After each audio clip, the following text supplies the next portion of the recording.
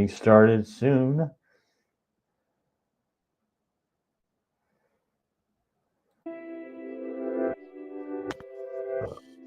Starting soon.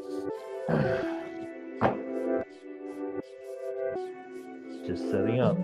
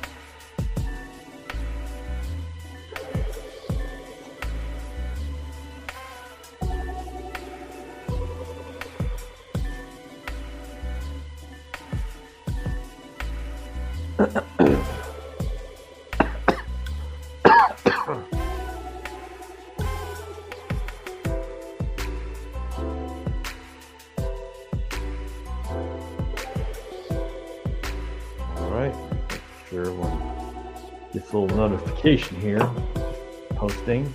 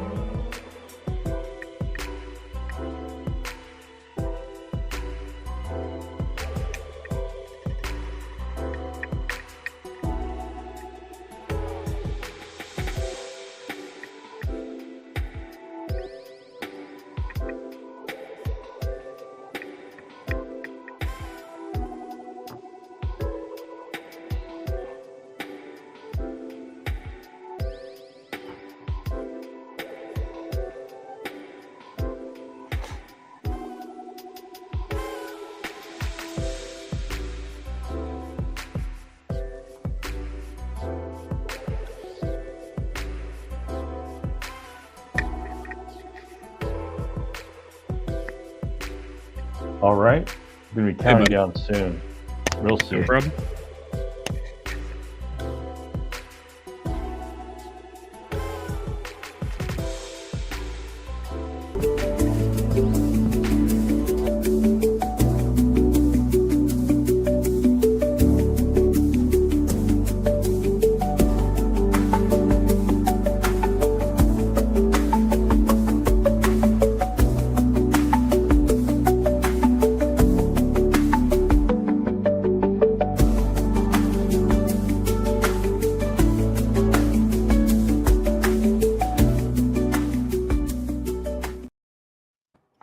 All right, another episode of Whatever Happened to the Game. Following up from last week, we were actually talking about the fantasy role-playing games, especially those based on Dungeons and Dragons. I am not the biggest expert, so Albelio, if you're more familiar with that kind of game, because I mainly played Warhammer and another one. There was a collaboration between Games Workshop and Milton Bradley, known as HeroQuest, but that's about it for me. So if you don't mind, I might ask you some things about D&D and how they went into these games. And welcome, Albelio, by the way. Well, thanks for having me as usual. And I'm not going to be as useful as you think. Okay, well that's okay. I've played through most of these ones, but first is the news. So they're remastering Deus Ex from the year 2000. It's coming out for PlayStation 5 early next year.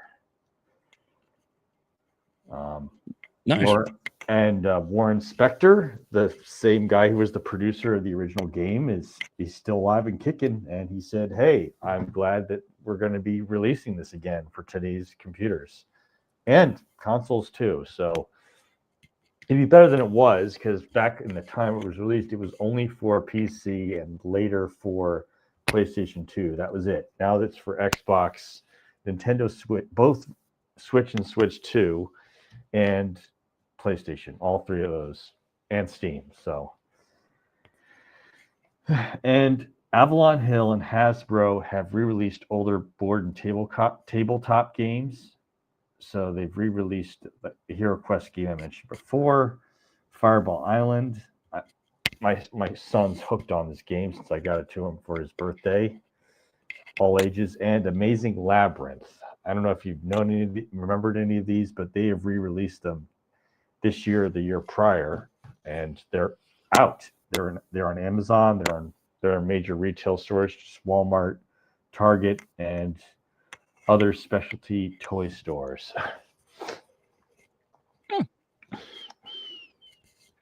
We're going through a nostalgia Renaissance? arc for millennials right now, I think. I think so too, but my son obviously is a millennial. He was born in 2014, but he's really liking Fireball Island. But Sure. It's great that it's great that Avalon Hill and the other people are making new versions of the old games. So they're fun to put together with Fireball Island because you actually have this 3D Volcar monster that rolls marbles out, for fireballs, and the fireball actually knocks the player pieces off the board because the board's 3D as well. So nice. Yeah. And they're re-released. So the golden age of role-playing games is marked by role-playing games in which one can make a custom character and make decisions that impact both the player character and the world based on the good, evil, or neutral decisions of the player. The status of communities, the player character, or entire nations and factions are influenced by the player's actions or inaction in the game. Games could even have multiple endings depending on the decision of the player. The golden age is considered to be the 1990s through the 2000s for PC and console games. And today is a focus on fantasy role-playing games. Many of them are based on Dungeons and Dragons. So this is the first one that Interplay did before they went into doing Baldur's Gate. So Blood and Magic, it's a rather primitive. I'm going to get some video footage of this up. For Blood and Magic, it's a war game. It's kind of similar to Warcraft. Yeah, it's semi-turn based, but we're gonna get a little footage of this Blood and Magic up.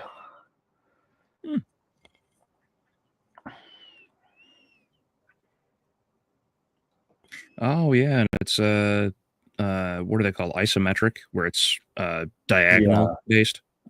Yeah.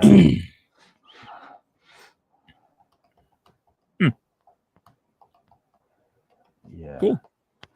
I'm always fascinated by the old school RPGs and old computer games to see like how the systems came about and they evolved over time. But I almost never played any of these things. Oh yeah. So today it's going to be, it's interesting because it's amazing how old the decision-making mechanics were with first Interplay, because Interplay had a license for Dungeons and Dragons based games, and then there's Bethesda, who made their own Elder Scrolls games, because we're going to be talking about one of Bethesda's early games today as well, actually. Daggerfall. Mm-hmm. And Daggerfall is like the more popular of the Elder Scrolls games, right? Of the early ones, sure. It's one, like there was Arena, but that was not as large of a world, and it was mostly combat focused. But it was, Arena was a prototype to see, okay, could we get this kind of first-person role-playing games going? Because as we're going to see, it's going to be, it's obviously back in the days of DOS. So Daggerfall was back in 1996. Man, I miss DOS. Yeah, I missed DOS a lot. I mean, dang. I was too young for Doom. Here we go. Here we go. So this is the blue campaign, but so you choose. Okay, who's your lead hero right here in Blood and Magic? So Okay. this person chose the mage rather than the paladin.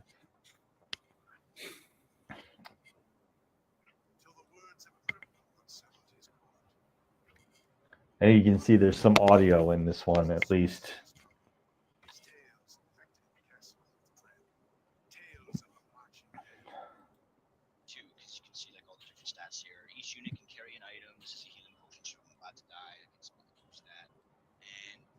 So as you can see, it is kind of similar to Warcraft here. Very. Only Warcraft was because Blizzard couldn't get the rights for Warhammer, like the original Warhammer, not 40K, but Warhammer, and they just decided to make their own thing. Yeah, I know StarCraft is like that. I don't know about the original Warcraft though. Oh, it is. They because the original Warhammer came first in 1982. Warhammer 40K didn't come until 87, but Blizzard was asking for and of course Warhammer 40K has a heavy influence on StarCraft by far. Uh-huh. But yeah, the original Warcraft they made it because they wouldn't get the rights from Games Workshop to make a Warhammer fantasy game. So gotcha. Here, you have a warrior, and you're trying to get more warriors.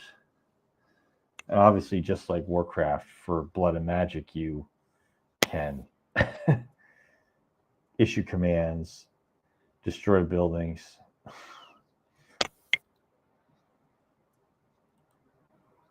So that was Blood and Magic. That's the first interplay fantasy game.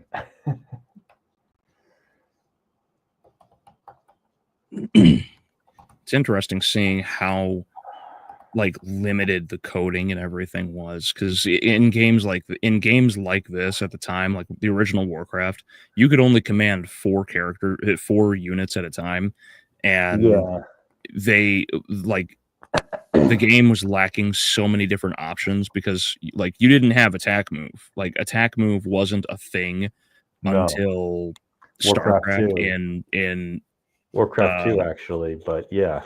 No, you could attack move to a location, but the difference between Warcraft 2 and StarCraft is that the Warcraft 2 coding prioritized movement. So you could attack move to a location, but a character would not attack until they reach that spot. Warcraft 2, or in StarCraft, they actually prioritized attacking on the way down there. That was the big difference between the two. So Warcraft 2 was close, but didn't quite have it. So StarCraft is when they would actually stop and attack if they were in the middle of a move. Correct. Okay. Yeah. Gotcha. So if you had 6 different targets on the way down, you'd have a Marine or a Zergling or something would shoot and kill everything on the way down there.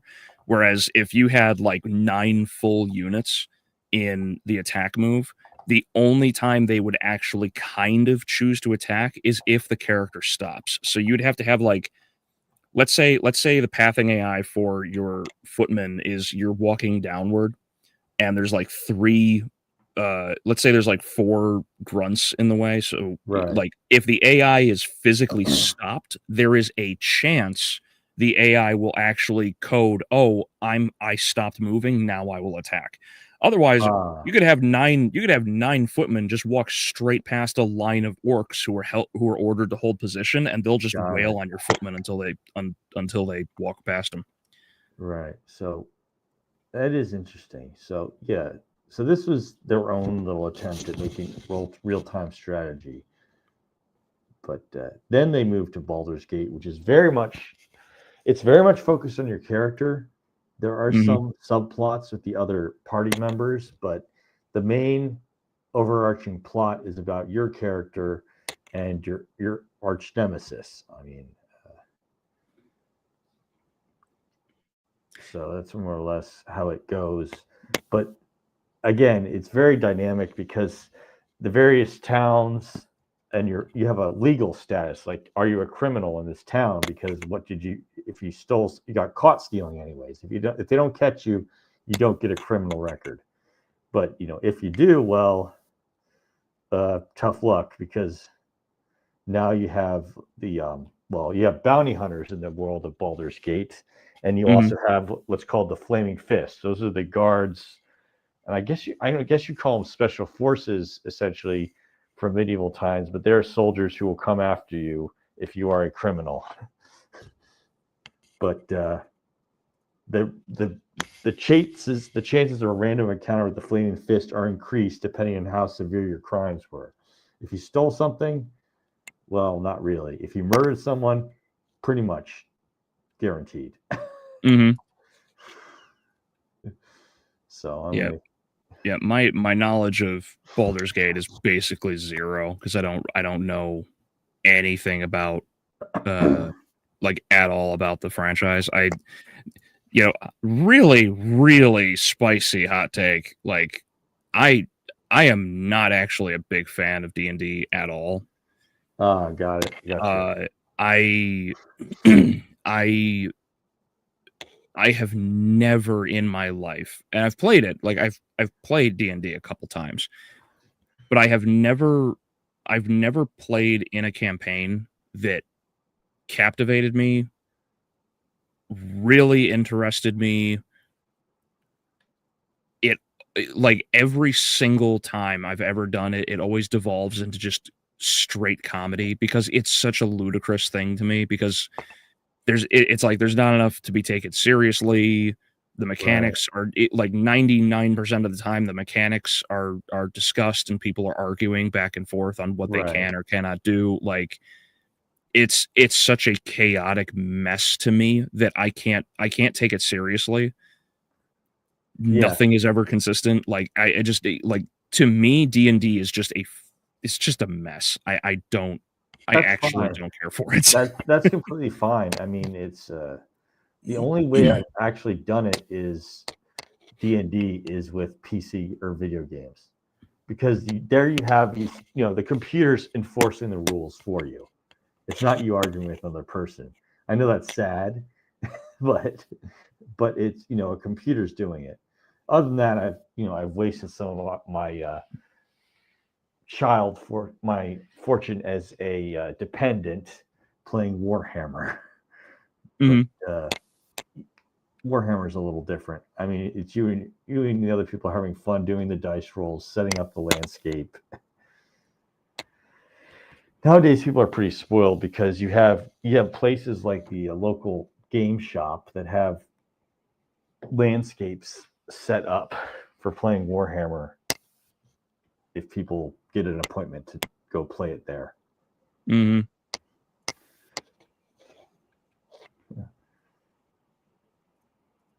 And that's totally fine. I really like how detailed a lot of the landscapes and everything can be. Like, I actually have, speaking of old board games, I actually have the original Dragon Strike board game with the VHS. Yeah, I have it. I actually own it. I fixed the dragon because the copy I got, the one of the wings broke off. But yeah, I have the whole thing with VHS. I played that years ago.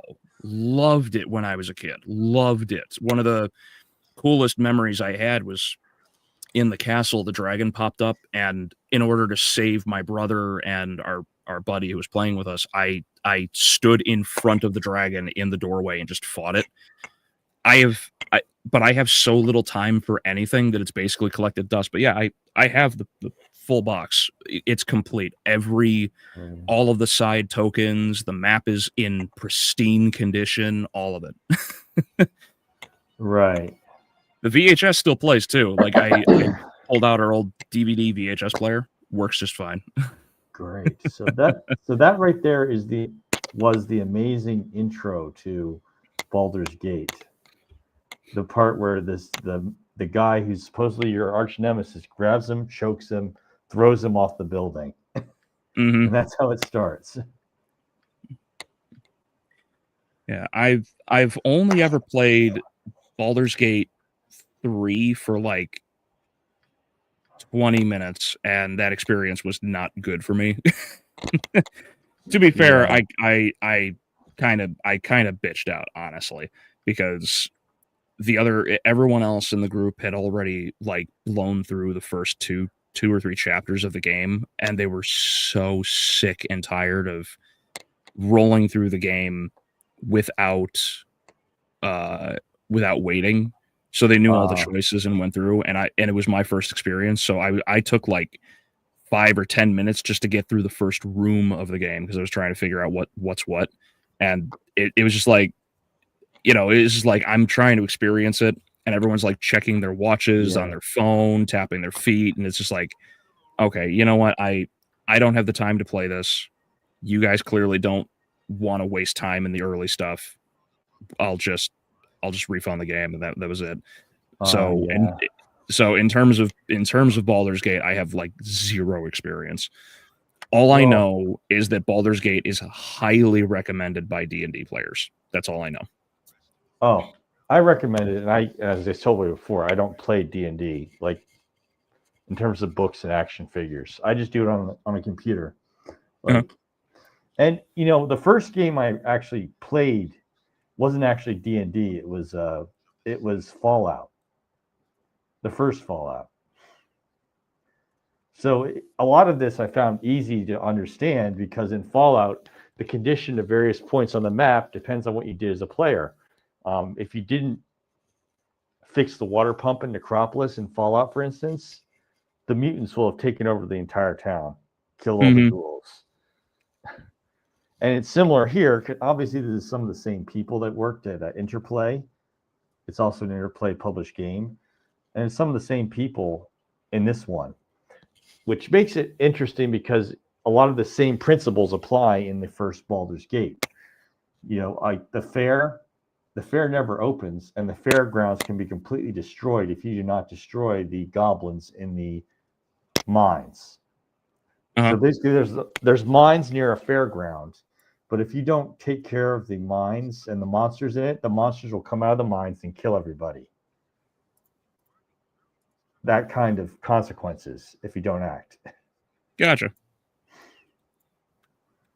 But the beginning is a little slow. You have these assassins like here, and you meet with the mage who's adopted you.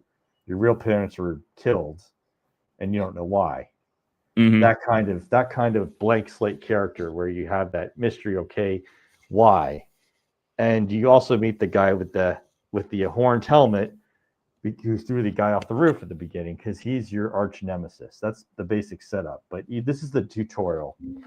I like it because Fallout doesn't really have any tutorial. This one does. Yeah, 5 minutes in and it's already far more forgiving than Fallout. Yeah. Well, you haven't left Candlekeep, but once you do, it gets a lot more brutal, huh?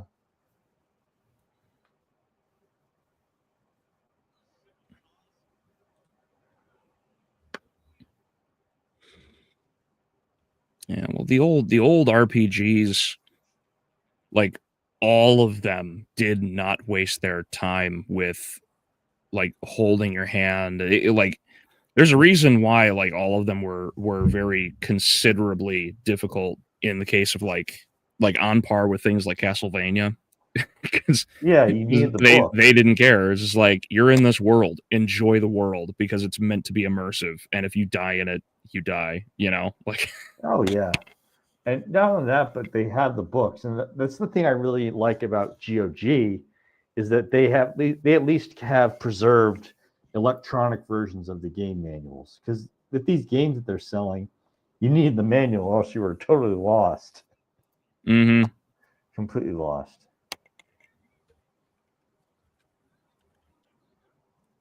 So this is where you get your first potential. You can choose to leave them behind if you want. In fact, you don't even need to keep Imoen, the thief that's your companion. You can let her go, literally. But Montaron, they're the first ones, optional characters you can add to your group. But in this game, it's really brutal on your own.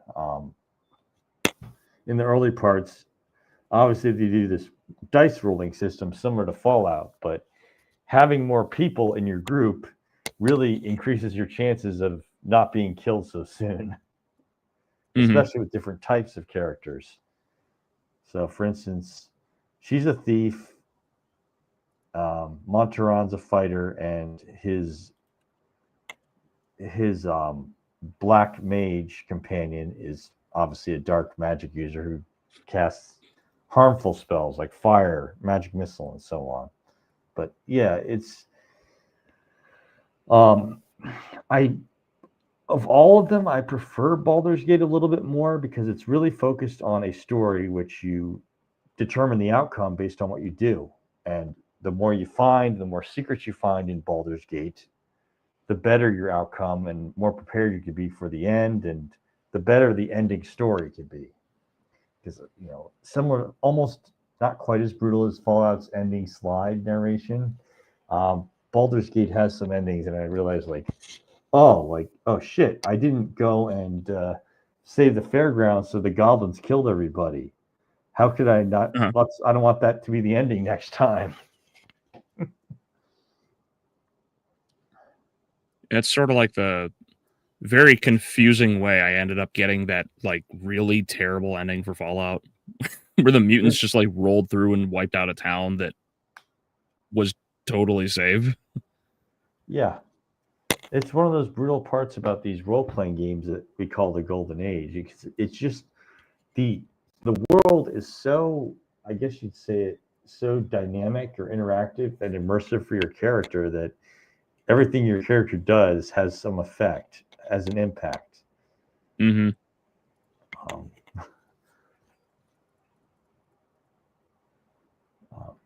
I do like the part about Fallout where you can just click and drag from your inventory onto a character's picture, and that gives them the item, unless it's too much weight. I do remember a couple games that didn't actually have click drag like that.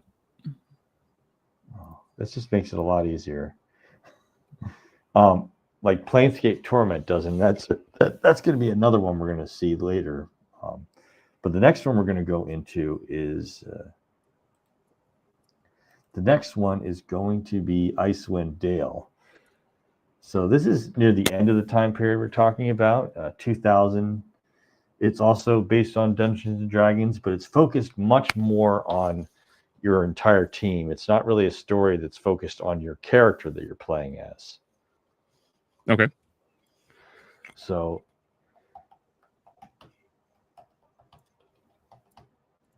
it's, I guess for an analogy, it's like saying Final Fantasy Tactics compared to the regular Final Fantasy games. Okay, interesting. Although that just sounds too horrible of a title to say Dungeons and Dragons Tactics. Mm-hmm. Well, D&D Tactics, I suppose. Yeah.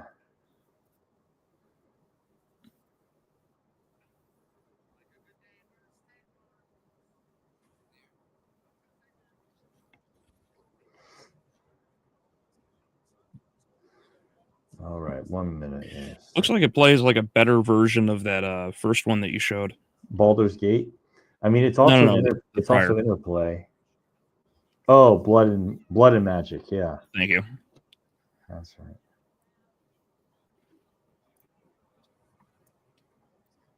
Yeah, it makes sense that it's going to look a lot like Baldur's Gate if it's interplay. Yeah.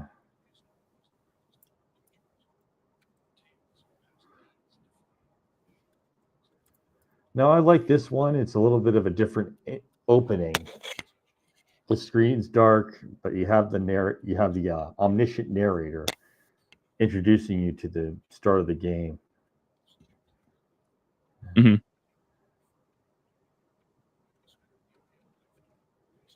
It's one of those, it's you are this story is all about you, and well, your team.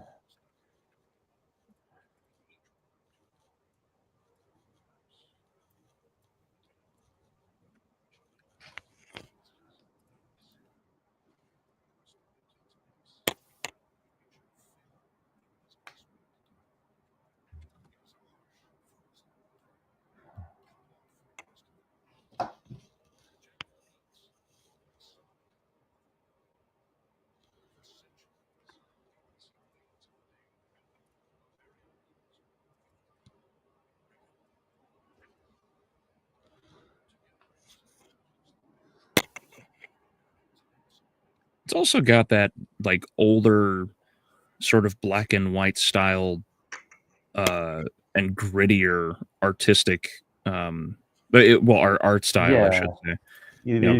they use it for the past, so it's in the past. They show it in black and white, but then it changes to color when you go into the actual gameplay, which is nice.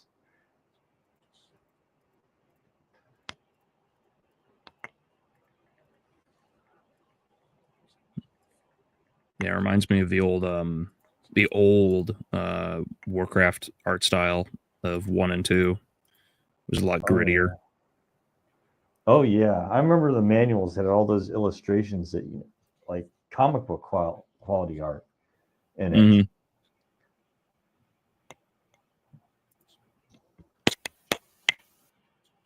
it. No, not exactly chaos. Hey, like brother? So chaos. Did I like play this at home? I'm trying to remember. I think it was the one I was playing at home.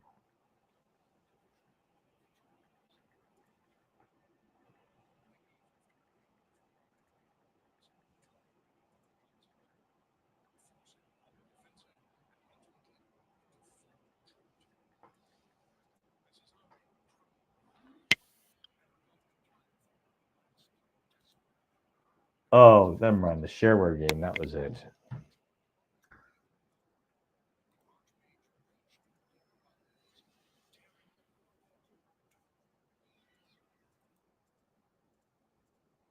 So I'm going to move forward a little bit, but here you are. You start with the party, and almost the same interface, but it's just you have your whole team at the start.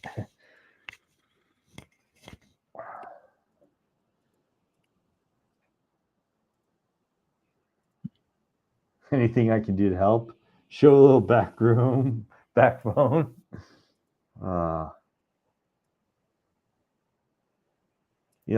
do like the old role playing games because you can really troll people in some of these dialogue options.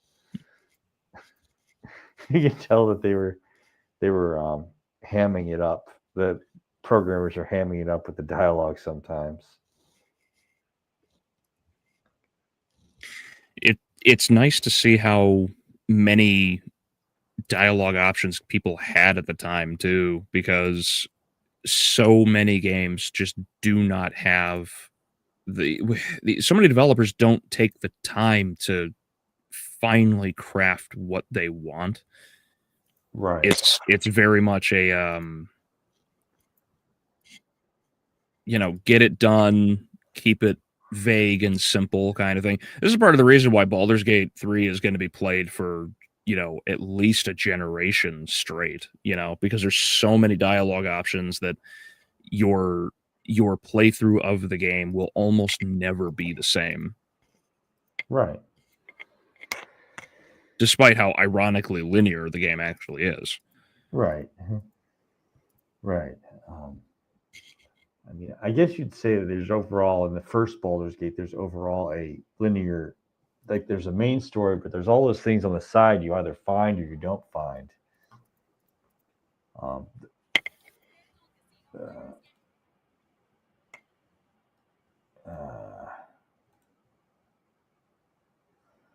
Like there's so many things you either find it or you don't, but given how tough the last battle in Baldur's Gate is, so this one is cool too because you can zoom in and zoom out with your mouse wheel.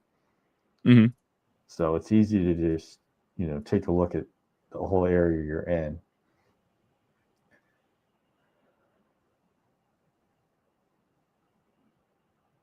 But I'm going to work on making sure I'm ready for the next one.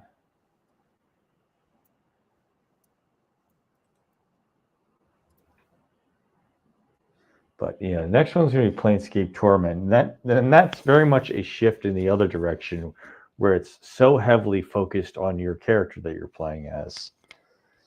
I mean, it's focused on your character rather than your group. But this one was good. It was somewhat of an improvement, in my opinion, over Baldur's Gate because it made some of the team commands a little bit more simple, which helps, when you're working on what's essentially a tactic, a type of game similar to Final Fantasy Tactics, where it focuses on your entire team rather than your character. So I gotcha. It's an interesting spin-off after Baldur's Gate came out. I wonder how the AI handles in this game. Like, how useful are they? Do they wander off and whatnot? Okay. Like You have the formation helpers in Fallout. You have formation orders, so you can say, okay, I want you to do a like a letter V formation, and your characters in your team will try and do that. I mean, it's not too sophisticated. Later strategy games get a bit more sophisticated with the team commands you can do, like Myth the Fallen Lords. But with this one, it's relatively simple. Individual characters, if they have like fear or confusion status from a magic spell, they can run away to a distance from the battle, but eventually they'll come back when you've either just killed the monsters or ended combat. It still takes some things from Baldur's Gate, like here you're asking your thief to pick a lock. So he picks a lock and you check on what's inside the house, and there's a dire wolf in there. Which is funny because I've actually read that dire wolves are a rare kind of wolf that, due to special genetics, the wolf is extra large. So in real life? Yeah. Oh yeah. Well, they just got done cloning a pair, didn't they? Yeah. But it's a recessive genetic condition where a wolf gets extra huge. So like I don't know, Shaquille O'Neal, or that's a tall guy. Yeah. In real life.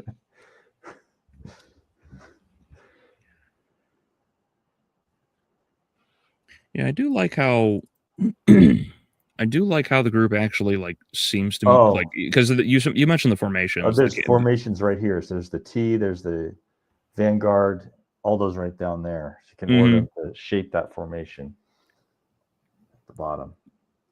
Is a good thing. It is. It's very good. Yeah, because like we didn't get like proper formations in Warcraft until 3, and that was way well. Actually, it was Warcraft 3, more or less. This game come out? This is 2000, so a little bit. Okay, so that's not too long after Warcraft 3. Before Warcraft 3. Right.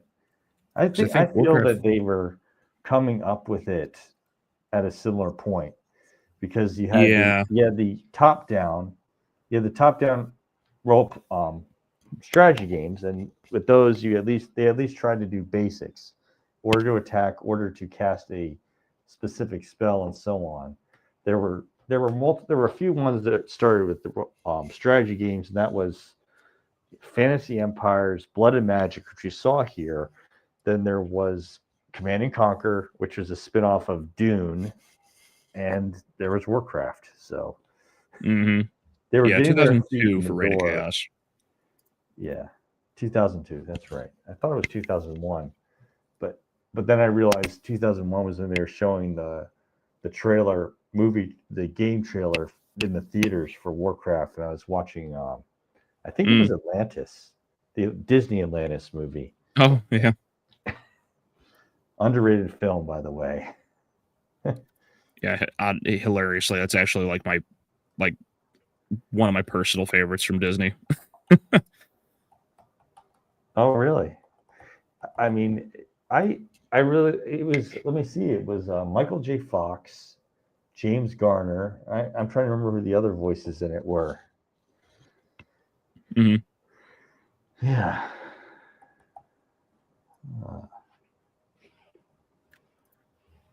But the only thing I'd say as a strategy game that Icewind Dale added was that in Icewind Dale you write in your journal, and you're writing, the times you choose to write in your journal are save states you can go back to in the game. So it's a gimmick. Your character records it in your journal, you can rewind to it as a save state. pretty easy. Okay. So I'm going to get this started.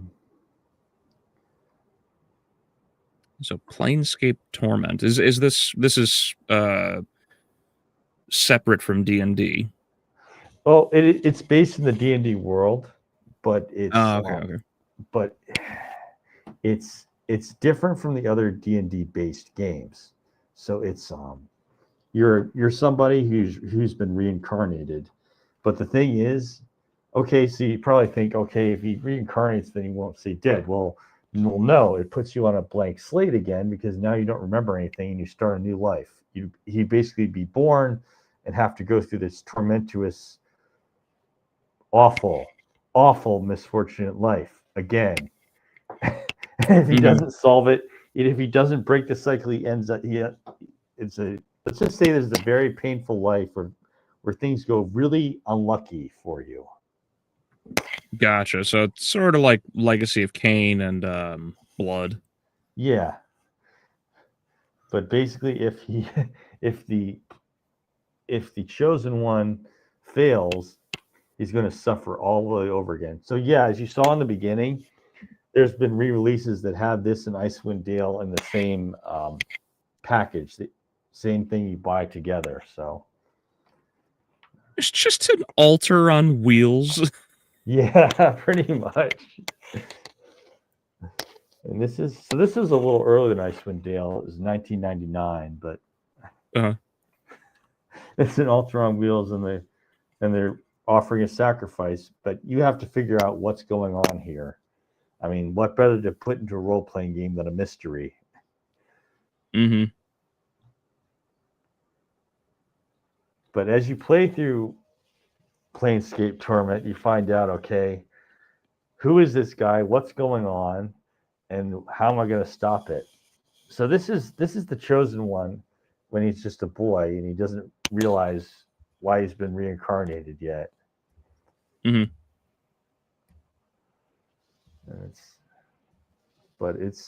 it's one of the most confusing intros you'll ever see.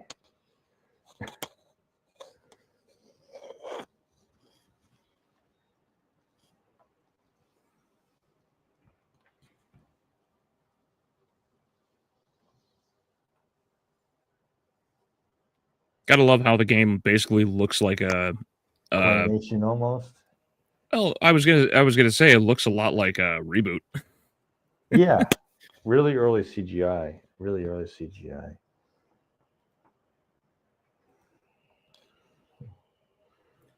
Yeah, he looks a lot like the he looks a lot like when they had to go into that game to do the Evil Dead game.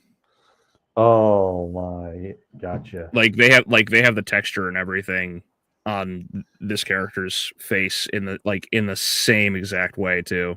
The dirt marks and everything. So yeah, this game has the rotary click wheel selection. I was Okay. a little annoyed by it, but otherwise it's isometric top down. But you start out, waking up.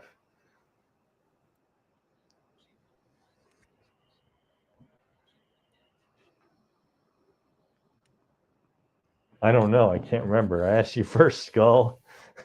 So you have companions that are summoned and talk to you. In this case, your first one is a skull, a little skull spirit that talks to you. It's a little weird and annoying, but they're like fairy. They're like the fairy in Legend of Zelda. Like they guide you and point things out.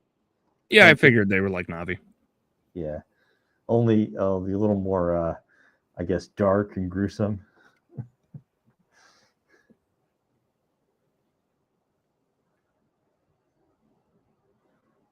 Some of the companions get a little funny, but this is very much, it's not, you don't really have as much of a party as you do with Baldur's Gate. It's mostly you playing as him and your little summoned familiar companions.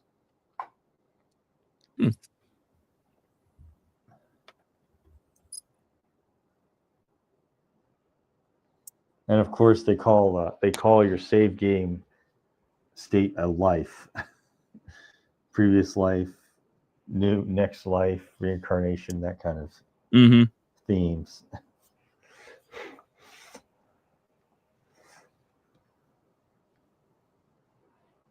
Looks a lot like a Diablo 2.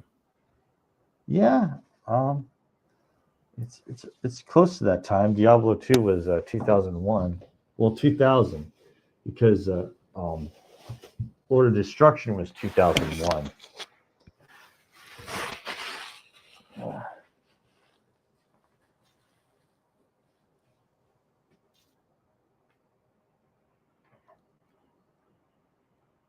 But in this one, unlike Fallout, where you have that box pop up, you can still keep a view on the world. You have in your little bottom tab what kind of items are on the corpse or in the container that you open up. So that's part of this that I actually do like. Is that you don't really have it block your view of what's going on. It's just the bottom tab, and you can look at the inventory that way.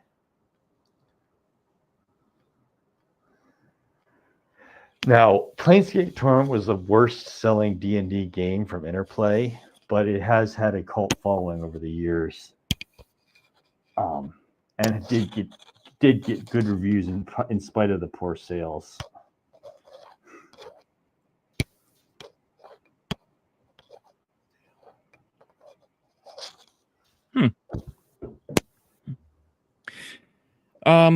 Is it because you start off as an undead, or like what was a factor in its failure? Is it just not a good game? It was a miss. It was among the first games where Chris Avellone was the writer for it. Chris Avellone from Star Wars Knights of the Republic 2, Fallout New Vegas, same Chris, and Fallout 2. It came out in November, and there were other games at the time in 1999 that came out at a similar time. It just didn't have the best advertising, and it came out at the wrong time. There were other games that got a lot more interest in that year, whether it was the game. Apparently, the video games based on Star Wars Episode 1, The Phantom Menace, actually did sell. Well, at this time, yeah, Star Wars was reviving. Yeah. Makes sense. And then the one game really based off Star Wars that kind of annoyed me was the one they made based on Phantom Menace, where you're playing as Obi-Wan Kenobi or Captain or the security captain. At times you can just get really lost in that one.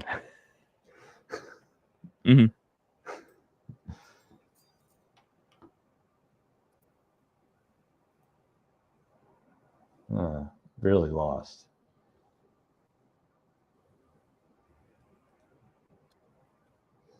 But yeah, it's funny because as we're going to go into Elder Scrolls Daggerfall next. Oh, you're right. I see what you mean by Diablo because the text is a similar font. Yep.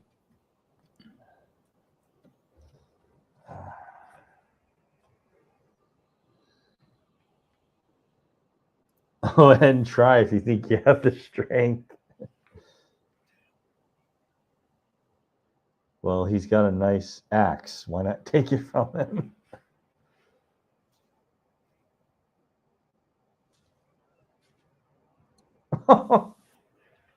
Just backhanded him right there.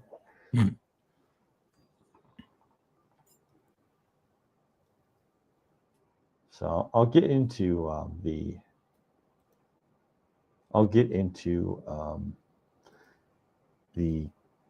what is actually Daggerfall next. So Elder Scrolls 2 Daggerfall, 1996. It's the second Bethesda game in the Elder Scrolls series. The first one, as I mentioned earlier, was Arena, but it didn't quite have as big of an open world to it. It was mostly focused on fighting monsters one-on-one, which is fine. I mean, because the first Elder Scrolls was 1994, the year of Doom 2, and it was a foundation, a prototype. So it was, as a prototype on DOS. It was where Bethesda was getting its start with the role-playing game scene. And it's where it started to take off. So I'm going to go look at it. But you can, if you time it right, you can buy Daggerfall for free on Steam. Oh, no, Kiss, not the first one. This is the second one. The first one was Arena, but this one actually had a bigger open world to it that you'd find in the later Elder Scrolls games like Morrowind and 2002 or Oblivion or Skyrim.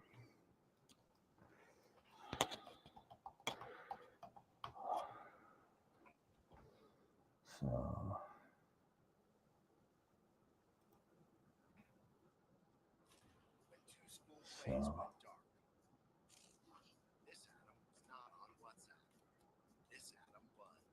And Daggerfall is the first one that tries to do the first person perspective, right? Correct.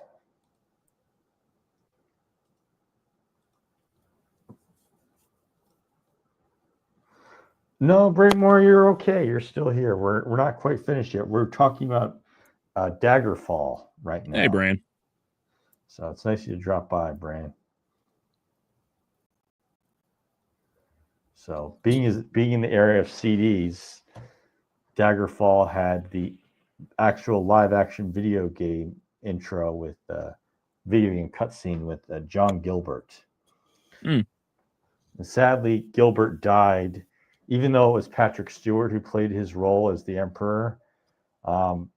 Gilbert died a few months before Oblivion was released. It was that sad. But no, this is how it goes. Unlike Morrowind or Oblivion, you don't start in the dungeon as the kind of tutorial. You just have to pick your skills first.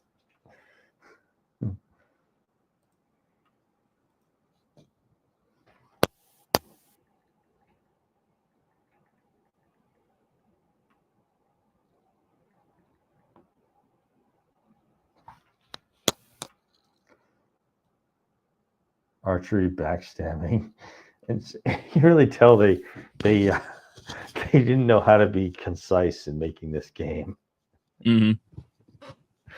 So many different skills.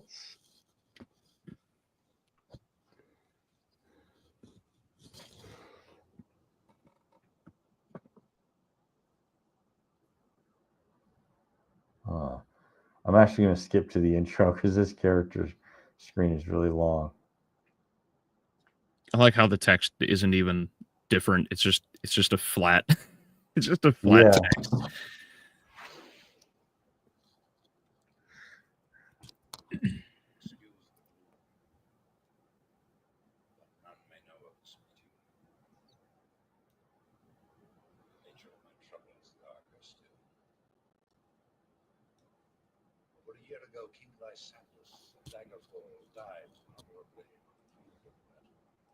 His henchman is evil with his teardrop goatee. Yeah, it's perfect. It's perfect. Like for low budget game studios, you got some pretty good costumes here.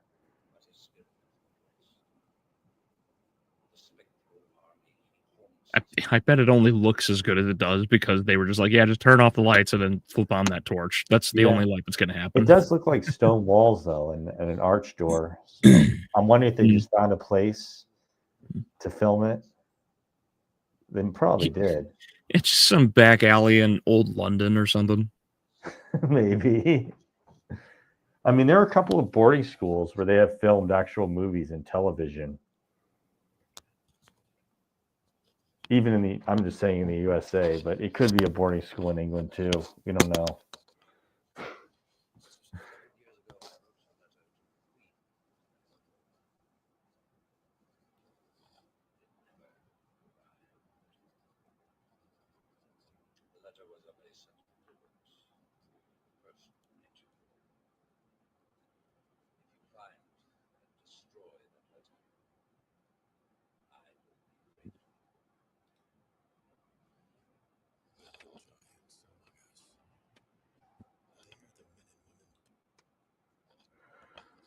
Okay, That wasn't a.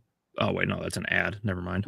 I'm getting ads for, hey, come build submarines or come get veterans benefits. Shut up! You give me the same ad so many times. Sorry, I'm gonna consider premium or something to get or ad blocking. I'm sorry. Yeah, it drives me nuts that like all this stuff keeps happening. I've reported so many ads that are just it's just thinly veiled sex on the ads. Like at least mine's mild. It's saying like, come claim your veterans benefits. It's like, shut up! You told me that same thing 5 different times last weekend. But yeah, this is their whole design they had back then. So obviously you have the mouse control to look up and down. But yeah, this is interesting. For back then, sure. Oh, this is like an actual 3D environment too. Cool. Yeah. I mean, it's close. They really don't have like visibly have like upper levels in the same room, but they do a good job of making it look that way for 1996 DOS. Sure. I do like this so far. This is pretty cool. And they later did a remake with the Morrowind engine, which makes it true 3D. Oh, they remade it. Interesting. Okay. Yeah. So if GOG.com offers you the version in the Morrowind engine, that version of Daggerfall, if you get the original Daggerfall from them.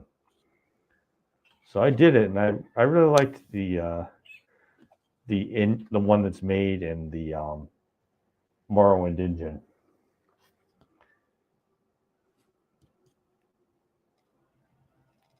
Yep, these games do not, like this whole era of games, they just do not shy away from gore. No, they don't.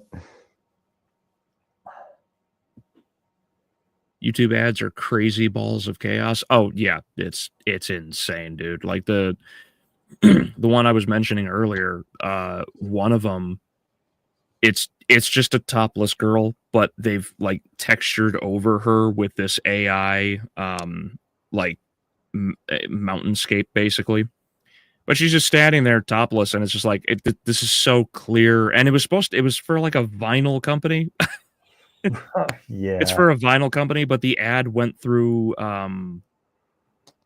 Where did the ad go through? I think they said the ad was paid for through like India or somewhere out there. And it's like, please, YouTube, can we stop? Yeah.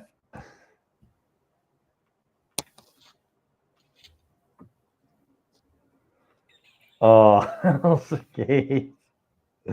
Oh. But I'll get premium or ad block next time. I was on somewhat of a short notice because I took my family up to Poconos, Pennsylvania, at a lodge because my children had a long weekend at school. So I could have done more to prepare for this and use actual video files, but I'll do it next week.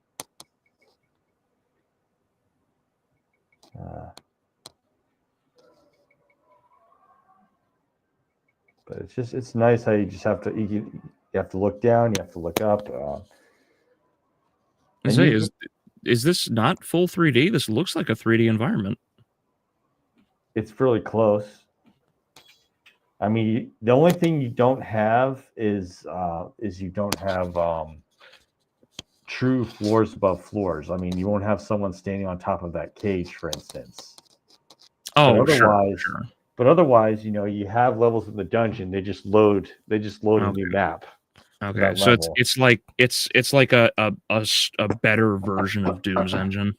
Yeah, much better version of Doom. Yeah, that was a Harpy Brain War. Watch out for them. That was a woman?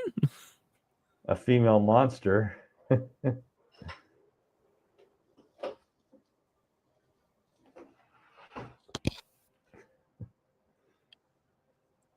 So yeah, so the way Daggerfall's a little different. It's not quite like Morrowind and Beyond are. Oh, okay. No, I see it now. This room is better for revealing that. I'm sorry, I didn't mean to cut you off. Yeah. No, it's fine. So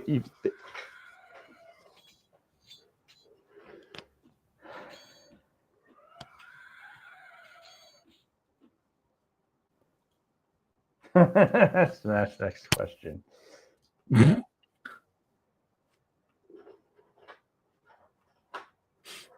So yeah, that's your inventory screen. It's a lot of button clicking, but it's still, I don't know, I'd say it's better than some. And it's just the other RPGs you're doing, role playing games you're doing weren't exactly first person. Like this one is. He's trying to see. Oh, he's trying to get the lever. So yeah, I mean, it isn't fully floors above floors, but there. So you get to the higher level, but it's not overlapping with anything quite. I'm trying to remember what was actually a 3D first person shooter. I think it was Quake that started that. Wrong lever.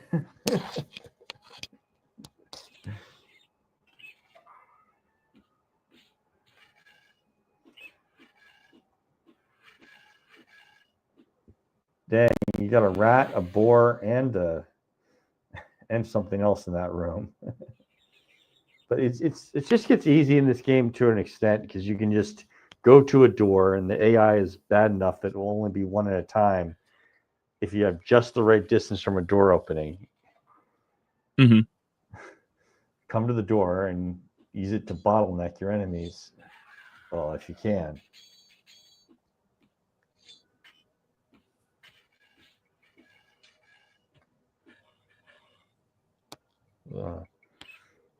So this is more or less going to be, I know, I wish I had more time, but we have other things today. So that was it. Those are the role-playing games. So we saw what we ended up seeing today were the rather early games for Interplay and Bethesda. Well, eventually we saw what happened when Bethesda got what used to be Interplay. So, but this is when Bethesda got started too with Daggerfall. Yeah, it's interesting. I wouldn't mind giving Daggerfall a try, but again, I need the time. Daggerfall is really cheap. Yeah, it's really cheap on Steam. It doesn't work quite the way Morrowind, Oblivion, and so on work. I usually go to an area, and when you go to that area that you choose, you have to move around in the dungeons and towns of that area. So it's a bit streamlined, but it's better than the prototype that was Arena by far.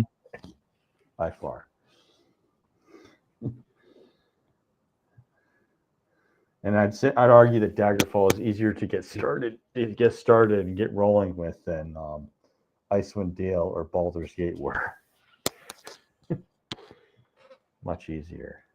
But my last little message is that yes, you can get these on GOG.com. All these games you've seen today, you can get today.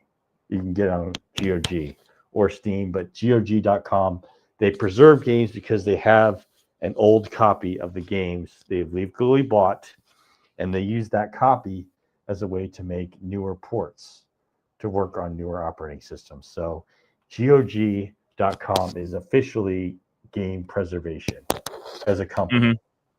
So when you buy games from them, you're sponsoring preservation of old games. Okay.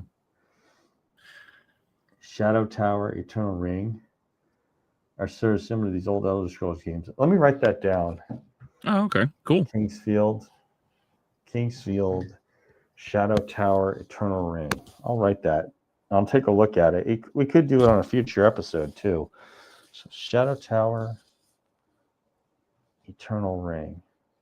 Because next week we're going to talk about the beginning of Fallout and Beneath the Steel Sky. So that should be interesting.